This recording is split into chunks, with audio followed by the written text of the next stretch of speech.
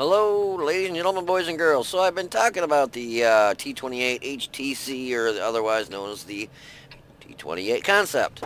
One of the reward tanks, but I was talking about earlier how when you play it, you want to try hiding these machine gun ports, and if you can, you know, aim your gun one way or the other, that way you're hiding, let's say, this one here, so you're aimed like that, and if you can get a building so where you're like side scraping, you can hide this one, and you'll be doing good. Unfortunately, open map. In order to get to a building, I would have had to have crossed into the fields and probably would have got pretty well wiped out. Two artilleries. I got some pretty good sized guns. You only have 880 hit points with this. It makes up for it by having really good armor, and it's got a decent camo rating. The problem you run into is those side gun ports. Those are really easy to pen. Most people know about them now. When it first came out, oh yeah, I was trolled big time because no one knew about those machine gun ports, and they would try penetrating that big flat front end.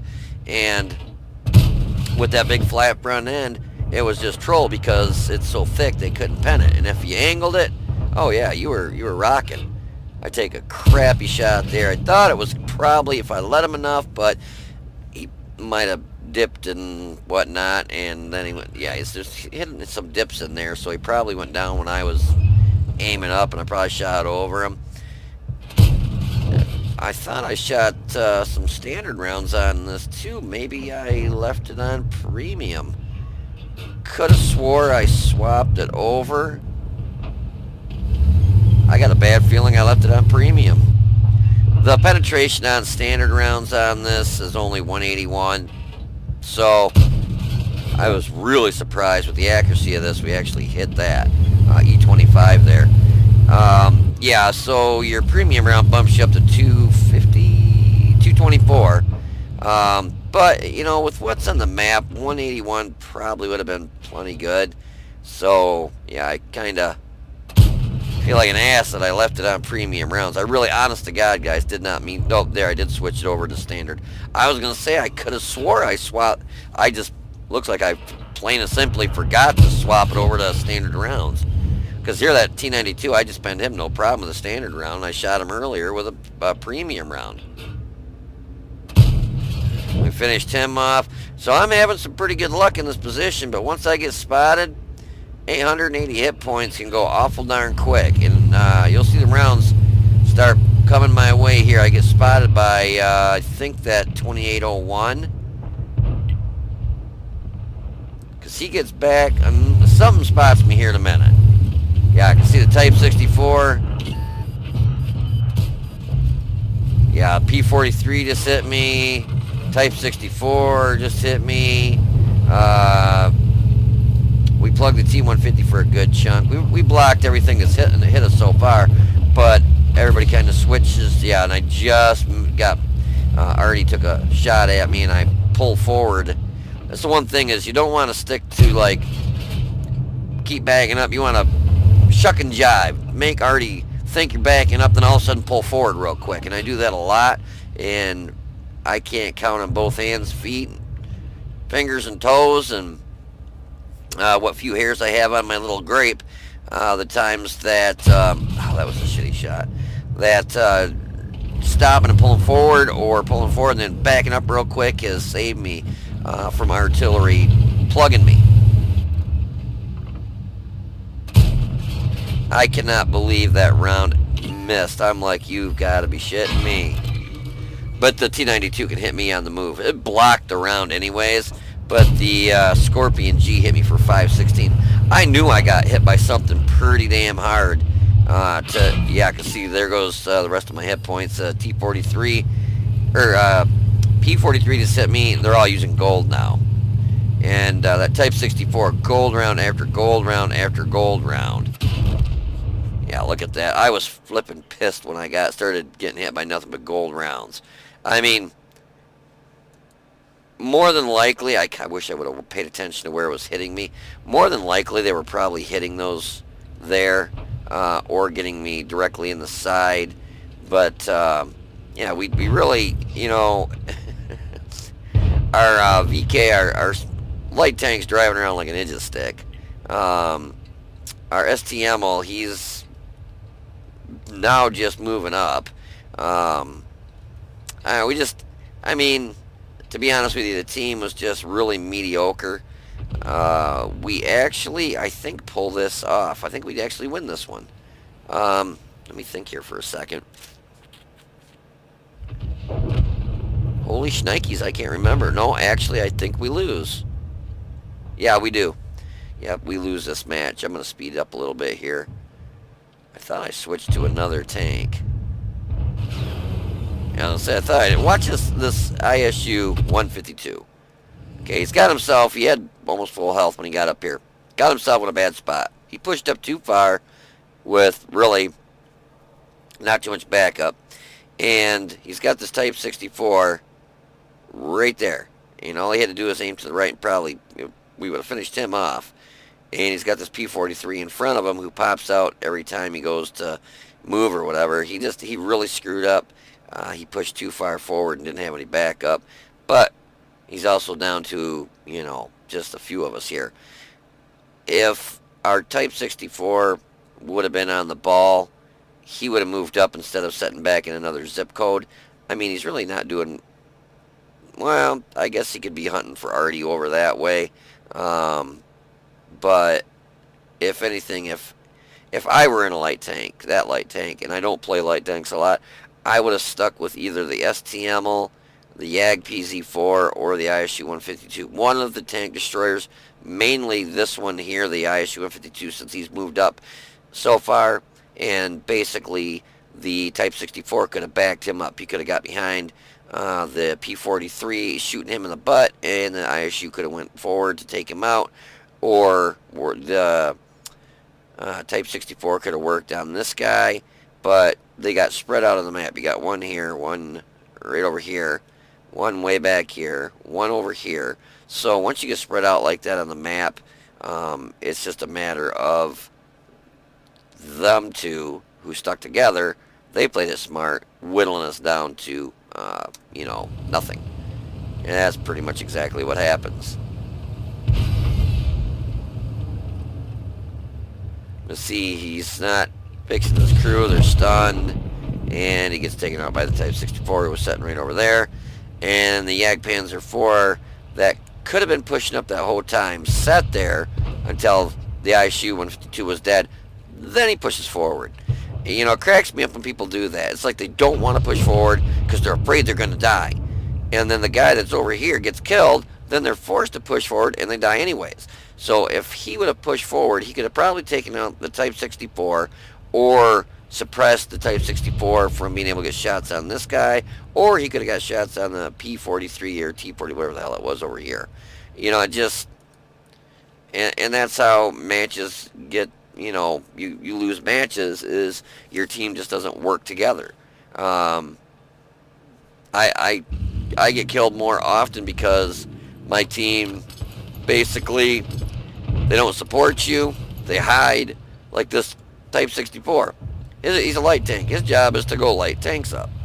And finally I typed something, I'm like, you gonna join the match and help go light stuff up? I mean, artillery can't hit something if it can't see it. This Type 64 has just got to light stuff up. It helps when artillery actually hits what it's shooting at, though, too. But, at least, he's trying to, would have tried keeping the enemy lit and, getting shots for the artillery. But something took artillery out. And there goes our 64, and the STML basically gets just butt raped here. We'll fast forward him too, because the STML's got an awesome gun, but it's slower than hell. But yeah, so we went from doing actually very well to getting our butts whooped on. But I was just playing the T28 HTC, and I'd been talking about it recently, so I pulled it out of the garage, wiped the cobwebs off, because I probably haven't run that thing in 6-8 months, maybe 6 to 8 months, easily. And, just wanted to kind of show you the armor, what it can do. Like I said, I could have done a whole lot better if I would have been able to get up to one of the buildings here, let's say like this building here, and so the gun on the right side over here would have been covered because it's on the right side of the tank, and the gun on the left side would have been covered by this building, and it's got such good, the gun's got like 30 degrees that it can turn left and right. I would have been able to aim right up these streets and around corners, and oh yeah, and they wouldn't have been able to pen me. And you're angling at like a 45 degree, so you're just taking your 203 millimeters of frontal armor, and you're just making it, close to 300 and something. So yeah, if you play that thing correct, yeah, you can. I mean, I bounced a lot of rounds, and I didn't have a building to hide, either one of those little machine gun ports. So if I can do that and bounce that much damage, it's really meant for city. It's a city fighting tank destroyer, and oh yeah, you will excel in a city with that tank destroyer because people can't pen you at angles, and then those machine gun ports are hid. It's a beast. It is a beast. But if you want to hold on for a minute, I'll have some post-game stats for you, so I'll be right back. Alright, well, since I was talking about the T28 HTC, I thought I'd take it out for a run. I haven't run this thing for flipping ever. And unfortunately, I got a big... this is made for city fighting. It is definitely not made for open field maps. The concealment's not bad. I think I got a camo net on mine, though. No, I don't. So yeah, it's not bad camo without a camo net. Got a pretty decent crew in here, Brothers in Arms. It's an all-female crew, Soul Sisters in Arms. And got some concealment on 3 of them. Yeah, so the crew on this is pretty good, so that helps out a big time for the concealment. Yeah, you can see concealment skill plus 9. Sisters in Arms, Brothers in Arms, plus 0.49. Improved ventilation and camouflage on the tank. So that bumps it up to 28.76. So yeah, it's actually not bad concealment. We ended up getting a fire for effect, and it was funny, there was an idiot on the enemy team, and he was in their T64, Type 64. And I hit him blacklisted, and a lot of times when I see somebody's blacklisted, I'll just remove the black, why they're blacklisted, unless I see the name and I'm like, oh, I remember that asshole. Well, this one I didn't really remember, but after I got shot by him about 30 times with premium rounds, I'm like, yep, I remember him from shooting me before with all premium rounds. It's some of these dickheads, that's all they play is premium rounds. I mean, I switched back and forth between premium rounds in this because it's got 181 standard pen and 224 with the premium, and premium gives you APCR, so the round gets there a lot faster. But that guy was just round after round hitting me with premium. I'm like, geez, oh Pete. And that's why I'm like, yep, now I remember him. So I just I left him blacklisted. But I mean, yeah, they make premium rounds. They're made to, it's not cheating. It's just annoying that somebody will. I mean, I'll try and pen something with a standard round by aiming at a weak spot, but when you're at the distance I was from a lot of these guys, the accuracy of this gun is just not there. I mean, you're looking at 0.37 at 100 meters, where most of those targets I was shooting at were 300 and 400 meters. So your accuracy is just not there. It's a thing of the past. And so if I'm shooting at a tank and I know that more than likely I'm going to need the extra because you lose penetration over range with your AP rounds, well, both your AP and APCR, but you have more penetration with your APCR, so by the time the APCR gets there, it's still got pretty good penetration. So like at 200 meters, I mean only 200 meters, it drops down to 175. At 500 meters, you're at 158 pen. Whereas with the premium rounds at 500 meters, you're at least still at 200, where you still have a chance of going through targets. And so, to each their own. He was shooting premium, and I remembered after I got hit like 6 times from him. I'm like, yeah, I remember this guy. I remembered the name, and I remember that's the last match he was in, and he did the same thing. So that's probably all he does shoot in any of his tanks is premium rounds. But yeah, so whatever. But our team, I really thought we were going to win it at first, and then they just melted. This kind of fell apart.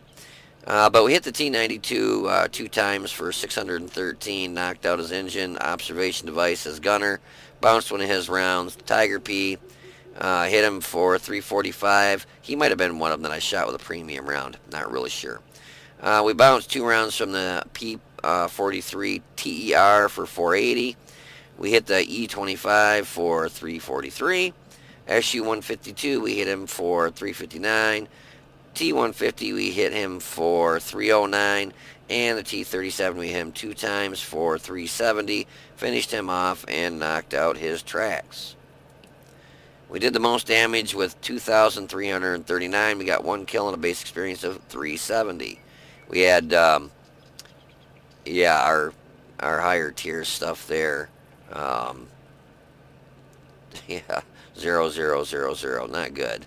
Artie, only 112. Some of our mediums didn't do crap. I mean, we only had a handful of people even do over 1,000 damage. Well, they only had a handful do over 1,000 damage too, but and they had 3 do 0 damage. But well, the E25, he just got up in a position where I think he thought he was safe, but we had a tank spotting him. But I had 13 shots, 8 hit, 8 pen. Did 2,339 damage from distance of more than 300 meters, 1,722. We got hit 13 times, 4 penetrated, 9 bounced.